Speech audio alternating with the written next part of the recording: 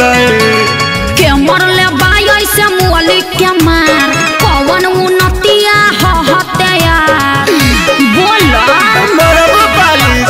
के मरले बाई से मुअली के मार कौन उन्नतिया हते यार। अरे डरो करत रे आ गली में तोरा धरइनी रे कैसे भाई से तोरा पिटइनी रे।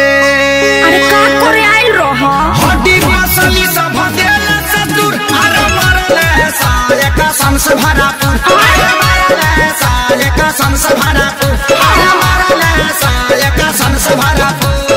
अरे कहाँ मरल अरे का बताइए बड़ा मरले बासा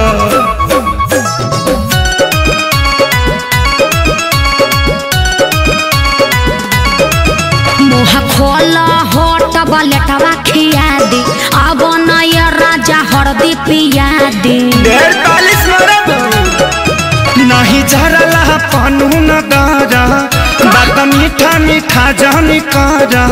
ओहो ऐसा कहे सोचता रह तनिको न कोइला हस विचार कुर्ता पाया टकुल ही देला सफार लहै हरदी गुड़ पीला तका कर मिले हम आईनी रे प्यार में गलती भारी कईनी रे।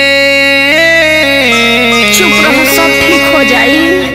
पूछा दारू अब तू हर दिला गुड़ अरे मरले सारे कसम से भरा अरे मरले सारे कसम से भरा अरे मरले सारे कसम से भरा। अरे चुप रह चलो भोका माइस के सुई दिबा दी। वो कौन सुई है? दुख हरनी सुई। अच्छा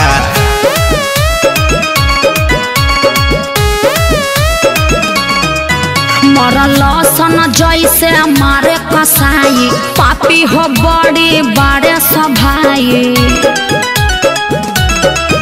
जनता रे खेसारी सभन के सब खेला बचन के माने के नहीं मोहब्बत में हार ठीक नहीं कोइला सभाई हमार। अरे हेंगा कोई मारेला अरे इज्जत अपन हम लुटैनी रे आ सोनू के बात में पड़क गईनी रे।